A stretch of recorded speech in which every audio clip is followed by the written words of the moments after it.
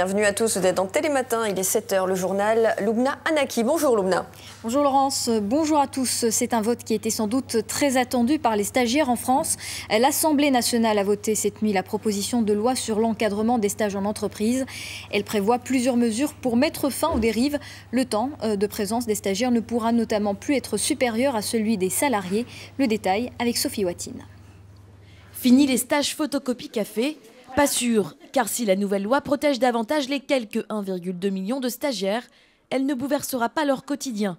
Elle améliorera enfin leur statut.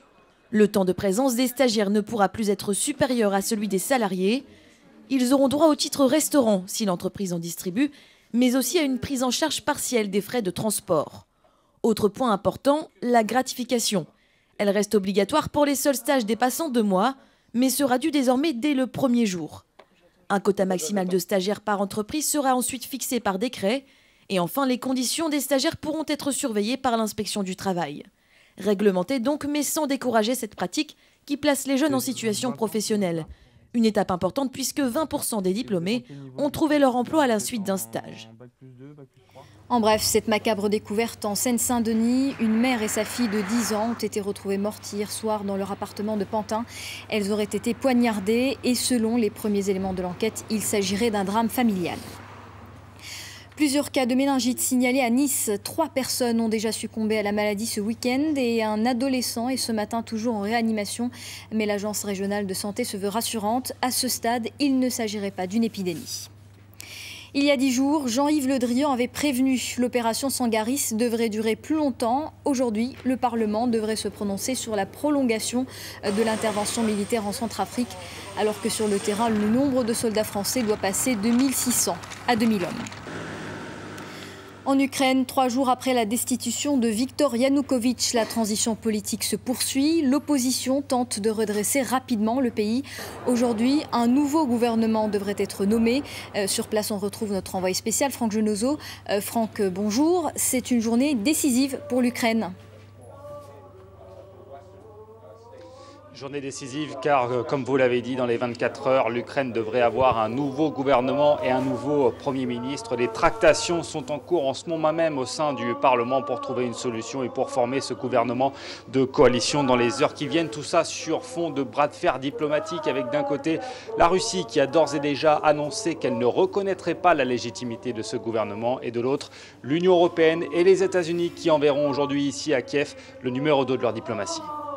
Alors, une réorganisation politique, mais aussi économique. On le sait, le pays est au bord de la faillite. Il y a besoin d'une aide urgente. Oui, 25 milliards d'euros, pas moins à trouver pour renflouer les caisses de l'Ukraine. Et pour cela, au départ, c'est la Russie qui avait promis un prêt de 15 milliards, prêt suspendu depuis le départ du président Viktor Yanukovych. Alors l'Ukraine devrait logiquement se tourner vers le Fonds monétaire international et l'Union européenne qui pourrait mettre la main au portefeuille. Et pendant ce temps, on est toujours sans nouvelles de Viktor Yanukovych, le président déchu. Oui, on ne sait toujours pas où il se trouve. Alors les rumeurs se multiplient ici dans la presse ukrainienne. On l'aurait aperçu du côté de Sébastopol. Sébastopol, c'est une des grandes villes du sud où se trouve une base navale russe. On l'aurait même vu sur un bateau militaire russe où il serait réfugié. Information évidemment à prendre au conditionnel. Viktor Yanukovych qui de toute façon ne peut pas faire son retour dans les conditions actuelles à Kiev. D'autant plus qu'il fait désormais l'objet d'un mandat d'arrêt pour meurtre de masse. Merci beaucoup Franck, vous étiez en direct de Kiev. Un premier test réussi pour Matteo Renzi en Italie. Le nouveau président du Conseil a obtenu la confiance du Sénat. Dans son discours, le jeune Premier ministre a appelé à un changement radical et immédiat pour sortir le pays de la crise. C'était une des promesses du pape François, réformer la curie. Hier, le souverain pontife a créé un ministère de l'économie. Sa mission, assainir les finances et l'administration du Vatican. Et c'est un de ses proches, qui devra accomplir cette tâche qui va s'avérer un peu compliquée. Frédéric Vion. Voici donc le tout nouveau ministre de l'économie du Vatican, George Pell, 72 ans, archevêque de Sydney, un homme qui aura fort à faire. Car en le nommant, le pape François affiche sa volonté de faire le ménage dans les affaires d'argent du Vatican, des affaires jusqu'ici très nébuleuses. À Rome, il y a d'abord en effet Une banque, qui d'ailleurs n'en est pas officiellement une, l'Institut des œuvres de la religion. Elle est considérée comme opaque et même soupçonnée de blanchiment. Mais il y a aussi les nombreux intérêts financiers du Vatican. L'argent des musées, les intérêts immobiliers, le patrimoine, tout ça était éparpillé et donc difficile à contrôler, même par le pape. Les scandales d'ailleurs n'ont pas manqué, comme l'archevêque de Naples, accusé en 2010 d'avoir détourné des millions destinés à des travaux jamais effectués, puis d'avoir vendu à bas prix un appartement à un député contre un pot de vin. L'affaire avait fini par être classée, mais le pape n'en garde pas moins la volonté de clarifier les affaires du Saint-Siège. Il s'entoure désormais par exemple d'un conseil officiel de cardinaux du monde entier, en espérant casser ainsi le monopole et les petits arrangements des prélats installés à Rome depuis des années. En bref, au Cameroun, la fin de 17 ans de détention pour Michel Atangana. Cet entrepreneur français avait été emprisonné en 1997 pour détournement de fonds publics. Des accusations qu'il a toujours niées. Il a été libéré cette nuit par décret présidentiel. Barcelone accueille depuis hier le Salon mondial de la téléphonie mobile, l'occasion pour les fabricants de présenter leur dernier modèle, toujours plus intelligent et plus performant. À quoi ressemblera le téléphone du futur? Réponse avec Laura Zéphirin. Il s'en est vendu 1 milliard dans le monde l'an dernier. Les smartphones ont envahi notre quotidien et interagissent de plus en plus avec nous. Si vous posez votre doigt dessus, il mesure votre rythme cardiaque. Tout a vraiment été pensé pour ça. Il y a même un scanner digital ici, sur le bouton central.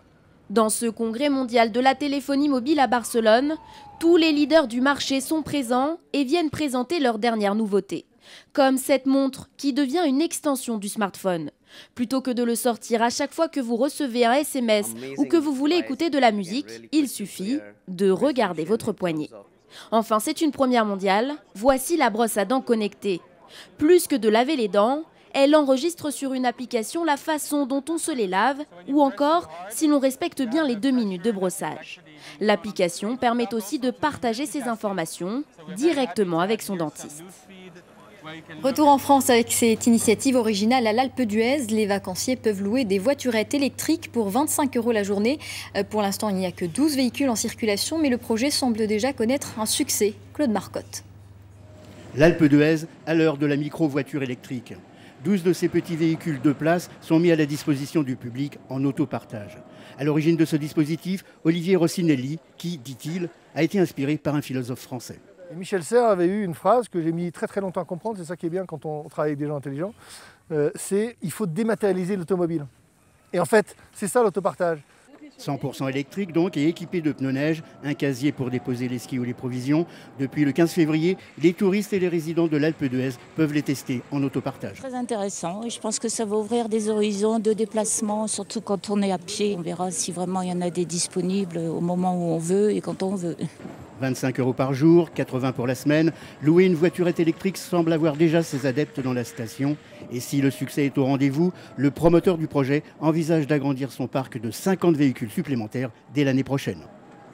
Un petit mot de sport pour terminer. Enzo Zidane, le fils aîné de Zinedine Zidane, portera peut-être le maillot bleu. Il vient d'être convoqué pour un stage de l'équipe de France des moins de 19 ans. Formé au Real Madrid, Enzo Zidane a la double nationalité française et espagnole, mais il avait fait part de son désir de jouer pour la France. Voilà, c'est la fin de cette édition. C'est à vous, Laurence. Merci beaucoup, Lumna. On se retrouve tout à l'heure.